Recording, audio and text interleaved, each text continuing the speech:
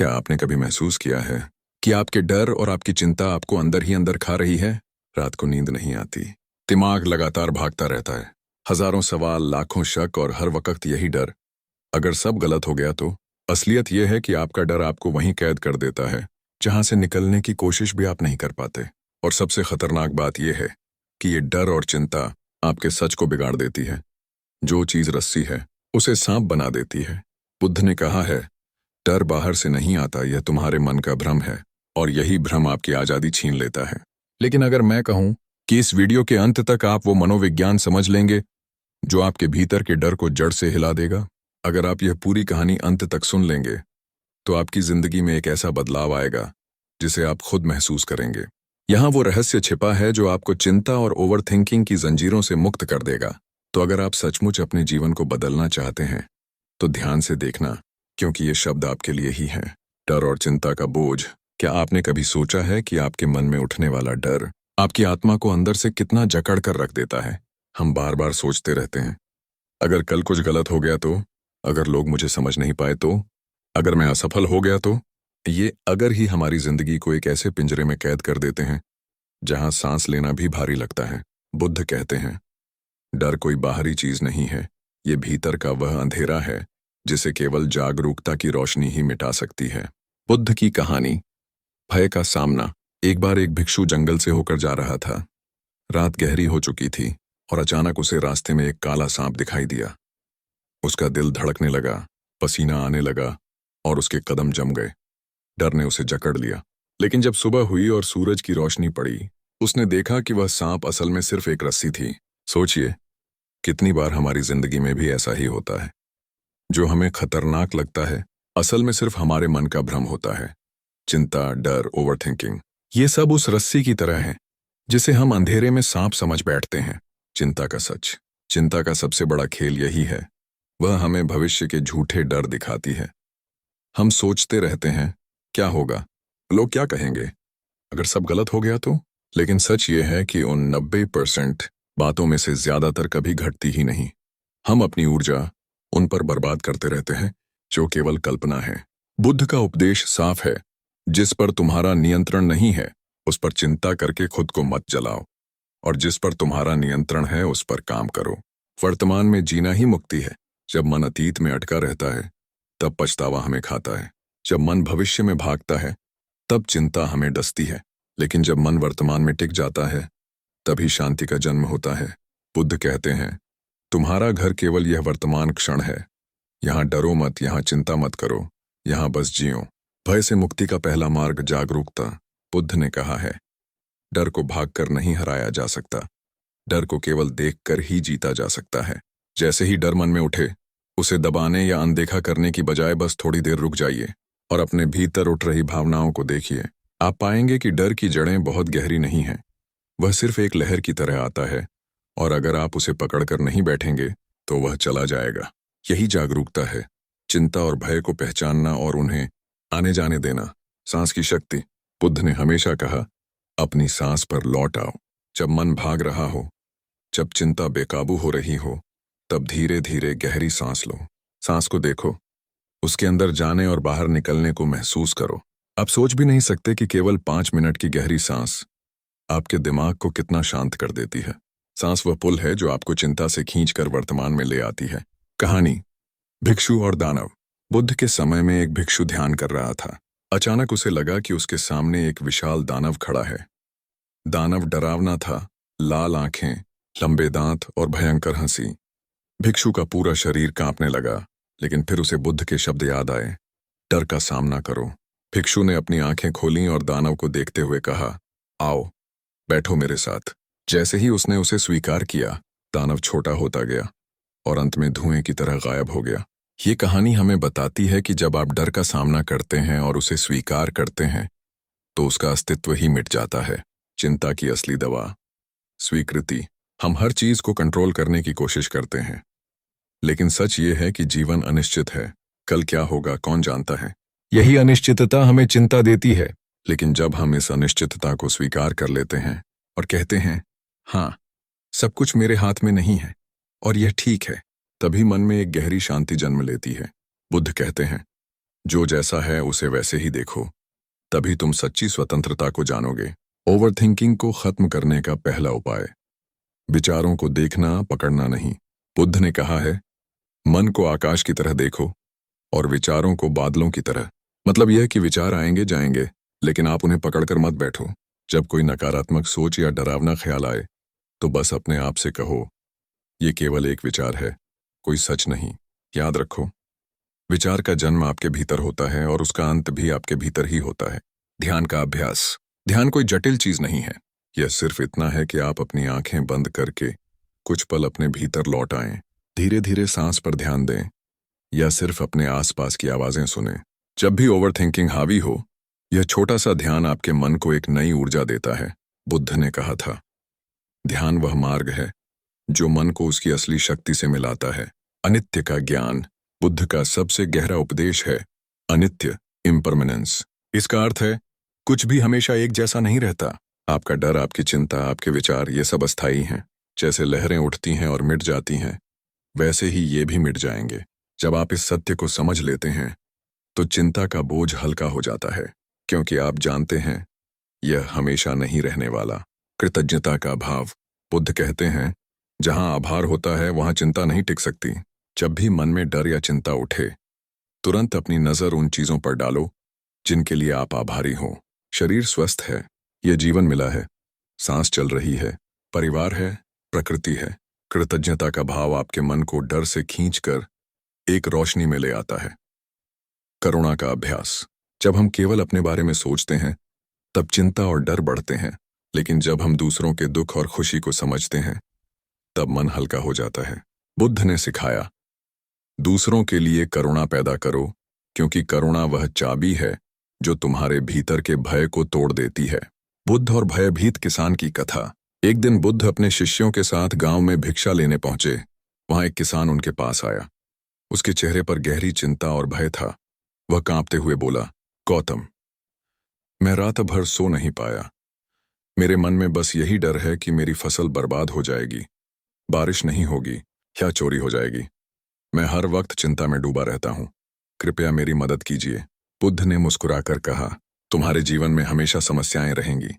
अगर फसल बच भी गई तो कभी बीमारियां आएंगी, कभी परिवार में दुख आएगा, कभी मौत का डर सताएगा। तुम इन समस्याओं से भागकर नहीं बच सकते, लेकिन एक बात है, तुम अपनी दृष्टि बदल सकते हो। किसान ने आश्चर्य से पूछा, कैसी दृष्टि?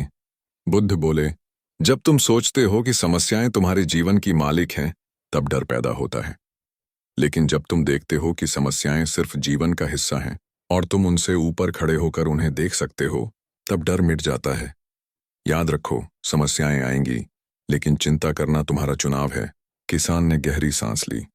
उसके चेहरे पर हल्की मुस्कान आई। पहली बार उसे समझ आया कि डर बाहर से नहीं, बल्कि उसके अपने भीतर से पैदा हो रहा था। ये कथा हमें क्या सिखाती है? हम भी उस किसान की तरह हैं। हम हर दिन अपनी फसल, मतलब नौकरी, रिश्ते, पैसा, भविष्य को लेकर चिंतित रहते हैं। लेकिन सच ये है कि समस्याएं जीवन का स्वाभाविक हिस्सा हैं। अगर हम उन्हें जीवन का शत्रु मानेंगे तो हम डर में जिएंगे, लेकिन अगर हम उन्हें जीवन की यात्रा का हिस्सा मानेंगे तो हमारा मन हल्का हो जाएगा। बुद्ध का यही उपदेश है, समस्या से भागो मत, उसे देखो और देखना ही मुक्ति है। बुद्ध और ओवरथिंकिंग से ग्रस्त शिष्य। एक बार बुद्ध के पास उनका एक शिष्य आया। उसका चेहरा थका हुआ था, आंखें लाल थीं। उसने कहा, भगवान, मेरा मन शांत नहीं होता। मैं दिन रात सोचता रहता हूं, अगर कल कुछ गलत हो गया तो, अगर लोग मुझे छोड़ गए तो, अगर मैं असफल हो गया तो।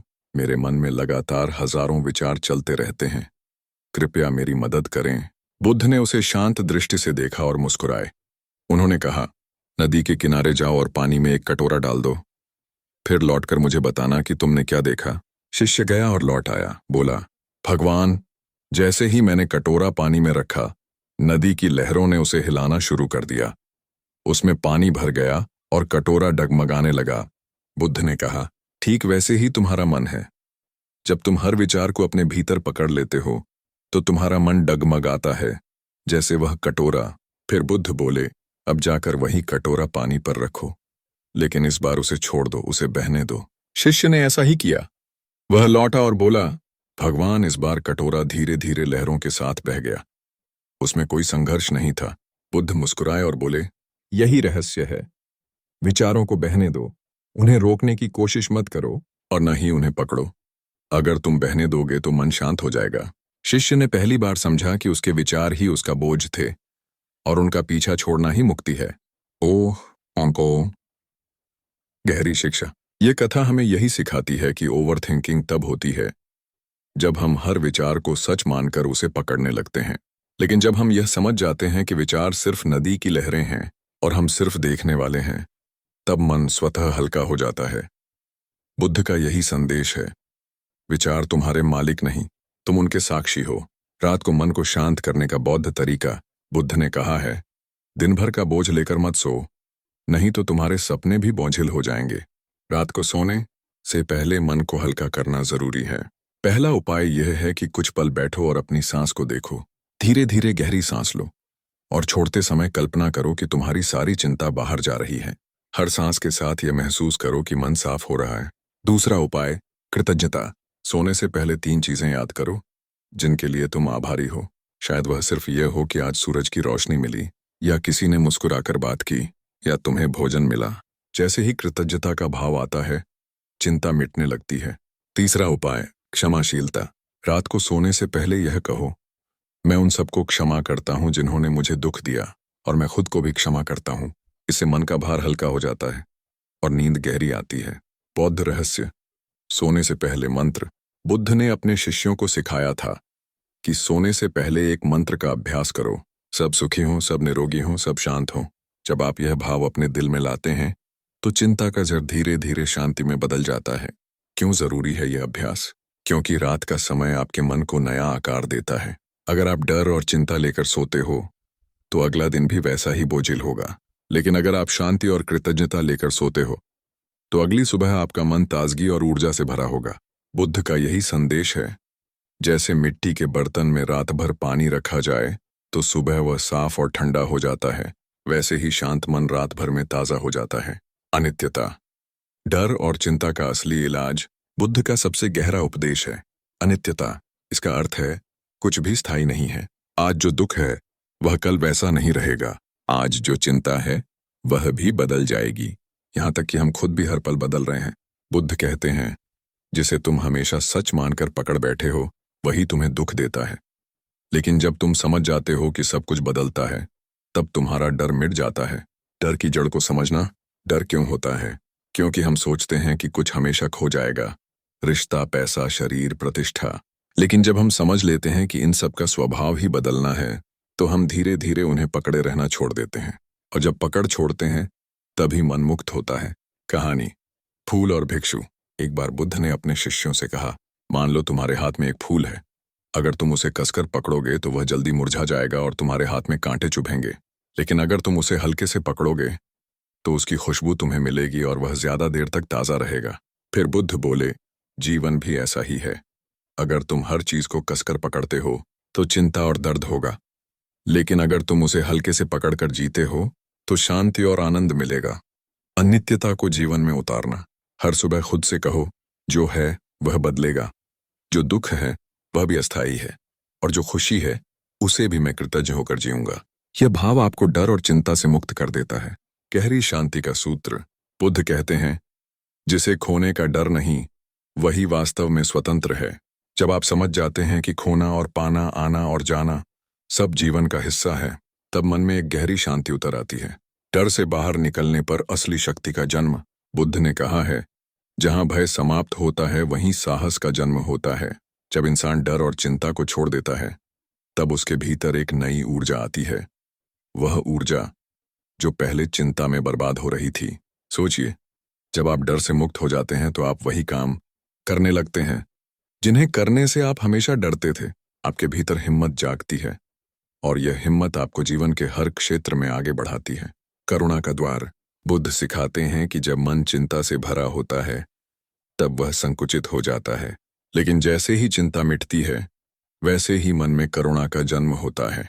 फिर आप सिर्फ अपने बारे में नहीं सोचते बल्कि दूसरों की पीड़ा को भी महसूस करने लगते हैं। और जब आप दूसरों के लिए करुणामय होते हैं तब आपका डर और भी जल्दी मिट जाता है, क्योंकि अब आपका ध्यान खुद से हटकर संसार पर लग जाता है। आंतरिक स्वतंत्रता। डर और चिंता असल में हमें बांधने वाली जंजीरें हैं। जैसे ही ये जंजीरें टूटती हैं, इंसान को भीतर एक गहरी स्वतंत्रता का अनुभव होता है। फिर वह बाहरी परिस्थितियों से नहीं डगमगाता। बारिश हो या धूप, सफलता हो या असफलता, उसका मन संतुलित रहता है। बुद्ध ने इसे ही कहा है संभव, यानी हर स्थिति में स्थिर रहना। यही असली स्वतंत्रता है, जीवन का नया दृष्टिकोण। जब आप डर और चिंता से बाहर निकलते हैं तो दुनिया आपको वैसी दिखने लगती है जैसी वह है, न कि जैसी आपके डर ने दिखाई थी।